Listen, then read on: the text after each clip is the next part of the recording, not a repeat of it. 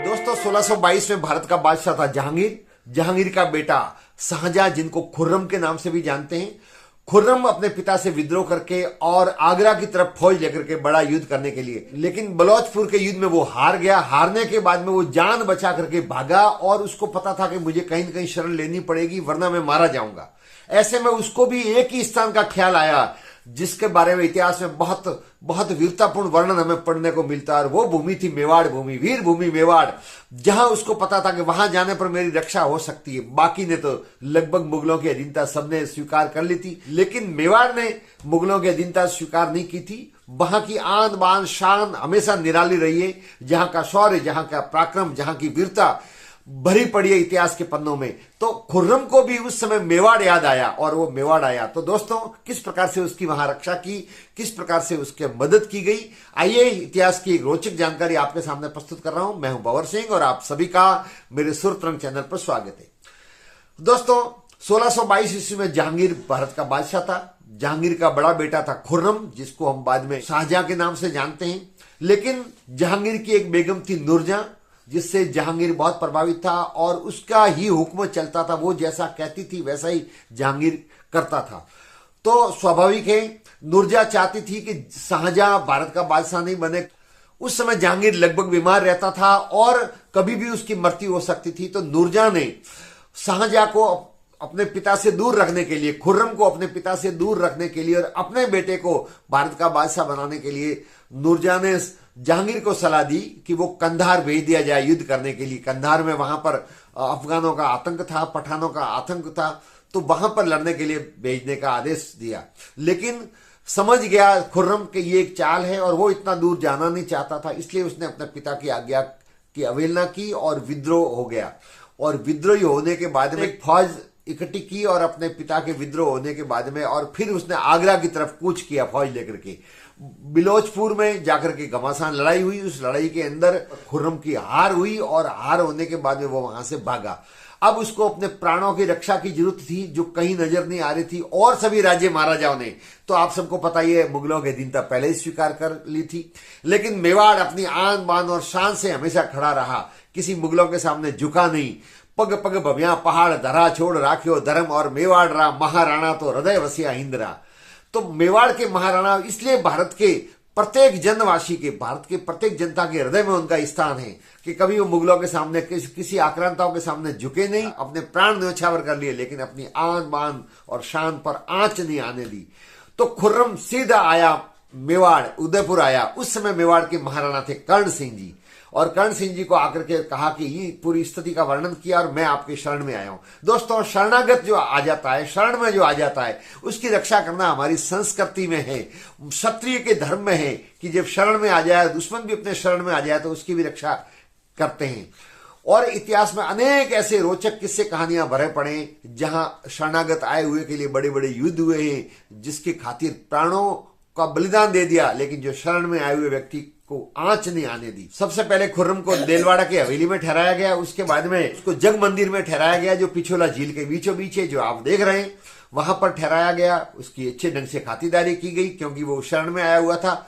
और फिर भाईचारे में महाराणा कर्ण सिंह जी ने भाईचारे में पगड़ी बदली, अर्थात पगड़ी भाई बने। उस समय एक परंपरा थी, जब मित्रता होती थी तो पगड़ी बदली जाती थी, उसको पास में ही बैठाया जाता था, सम्मान में एक दूसरे की पगड़ी बदली। और इस प्रकार से वो उदयपुर में बहुत ही सुरक्षित था और वहां पर आकर के उसका कोई बाल भी बांका नहीं कर सकता था। अब कुछ दिनों के बाद में उसने वहां से विदा ली, लेकिन महाराणा कर्ण सिंह जी से निवेदन किया कि मुझे सहयोग के लिए आप कुछ मदद करें, कुछ योद्धाओं को भेजें।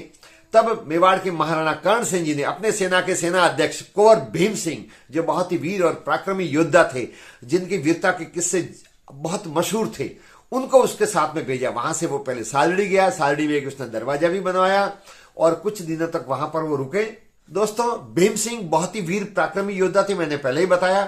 तो जितने भी युद्ध लड़े खुर्रम की तरफ से, उस दौरान जब वो विद्रोह करके और बाहर था, तो उसमें वीरता पूर्वक वो लड़े। उनकी वीरता के किस्से दुश्मनों ने भी अपने इतिहास में लिखा है, जो मैं आगे आपको बताऊंगा। तो दोस्तों, वहां से खुर्रम अपनी सेना के साथ में मांडू से नर्मदा पार करके और असीरगढ़ और बुरहानपुर होता हुआ गोलकुंडे के मार्ग से उड़ीसा और बंगाल में पहुंचा। वहां ढाका और अकबर नगर में गया और वहां जाकर के भी उसने जीत प्राप्त की। उस जीत में भीम सिंह जी की महती भूमिका रही। भीम सिंह जी की वीरता और शौर्य के बलबूते पे ही उन्होंने ये युद्ध जीते। इससे खुश होकर के खुर्रम ने उनको उस जमाने में 2 लाख रुपए इनाम में दिए। फिर खुर्रम ने भीम सिंह जी को पटना भेजा सेना लेकर के लड़ने के लिए। पटना में शाहजादा परवेज की तरफ से मुखलिस खां दीवान था, वो वहां पर था। जब भीम सिंह जी सेना लेकर के पटना गए तो उसने पहले सुन रखा था भीम सिंह जी की वीरता के बारे में, तो उसको पता था कि इनसे जीतना मुश्किल है और अपने प्राण बचाना भी भारी पड़ जाएगा। तो फिर उसने पहले से ही पटना छोड़ करके वो वहां से भाग गया और बिना लड़ाई भीम सिंह जी की सेना का पटना पर कब्जा हो गया। इस प्रकार से खुर्रम ने पटना को भी जीता। उसके बाद में दोस्तों इलाहाबाद की तरफ उन्होंने कूच किया। पीछे पीछे खुर्रम भी आया। भीम सिंह जी के नेतृत्व में इलाहाबाद के टोंस नदी के पास में डेरा डाला। उधर से शहजादा परवेज भी शाही सेना लेकर के वहां पर मैदान में आ डटा। उसके पास में भी लगभग 40,000 शाही सेना थी और शाही सेना 40,000 की शाही सेना के साथ में उनका मुकाबला हुआ। घमासान लड़ाई हुई। उस लड़ाई में हरावल में जो सबसे अग्र पंक्ति होती है उसमें भीम सिंह थे और शेर खां थे। घमासान लड़ाई हुई। हालांकि शाही सेना संख्या में ज्यादा थी लेकिन घमासान लड़ाई हुई। लड़ाई करते करते शाही सेना ने तीनों तरफ से घेर लिया और ज्यादा आगे बढ़ने के कारण से उनकी तोपें थी, जो शेर खां और भीम सिंह जी की जो तोपें थी खुर्रम की सेना की, वो तोपें छीन ली गई शाही सेना द्वारा। ये देख करके दरिया खां और पहाड़ खां जैसे वीर योद्धा तो भाग गए, लेकिन भीम सिंह जी ने कहा कि नहीं, मैं पीछे नहीं हटूंगा, ये मेरे धर्म में नहीं है, ये मेरे मेवाड़ की आन बान और शान के विपरीत है। वो लड़ते गए दर्द और जो शत्रु आगे आए उन्होंने उसका संहार किया, अनेकों को मौत के घाट उतारा। ये सब कुछ दृश्य देख करके शाही सेना के जो उनके लड़ने वाले थे वो भी एक बार तो देख के कांप गए कि ये योद्धा किस वीरता के साथ में लड़ रहा है। दोस्तों इस युद्ध में शाही सेना की तरफ से शहजादा परवेज के साथ में जयपुर के राजा जय सिंह एवं मारवाड़ के महाराजा गज सिंह भी लड़ रहे थे मुगलों की तरफ से और घमासान लड़ाई हो रही थी। उस लड़ाई के अंदर लड़ते लड़ते भीम सिंह वीरता के साथ में आगे बढ़ते गए और देखते देखते वो शहजादा परवेज के लगभग करीब पहुंच गए। जब भीम सिंह की वीरता के सामने 40,000 शाही सेना के पांव उखड़ने लगे, तो जब पांव उखड़ने लग गए तो अब सब सोचने लग गए कि भीम सिंह को कैसे परास्त किया जाए। तो महाबत खान ने सलाह दी कि एक मस्त हाथी को छोड़ा जाए। एक मस्त हाथी जो था उसको छोड़ा गया, लेकिन देखते देखते भीम सिंह ने उस हाथी को भी तलवार के वार से चीर दिया।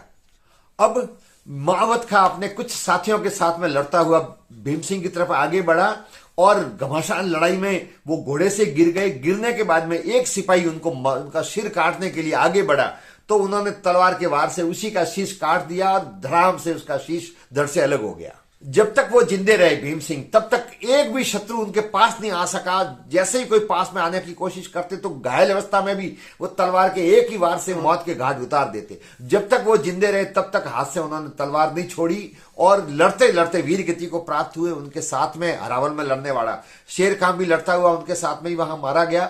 और इस प्रकार से कुंवर भीम सिंह ने साहस और वीरता के साथ में युद्ध करते हुए इतिहास में अपने स्वर्ण अक्षरों में नाम लिखवाया, जिसकी मुगलों ने तारीफ की। जब जितनी बार वो लड़ रहे थे उनकी वीरता को देख करके शत्रु भी वहां पर तारीफ कर रहे थे कि ये तो योद्धा अपने आप में अद्भुत है। तो नहीं है।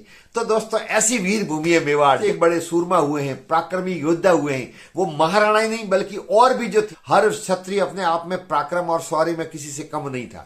तो दोस्तों ये इतिहास का गौरव अक्षरों में लिखा हुआ है। तो दोस्तों इतिहास की एक गौरवपूर्ण रोचक घटना आपको कैसी लगी कमेंट जरूर करें, वीडियो को लाइक करें, शेयर करें और अब तक चैनल को सब्सक्राइब नहीं किया हो तो चैनल को सब्सक्राइब करें। वीडियो देखने के लिए आप सबका बहुत बहुत धन्यवाद। जय हिंद।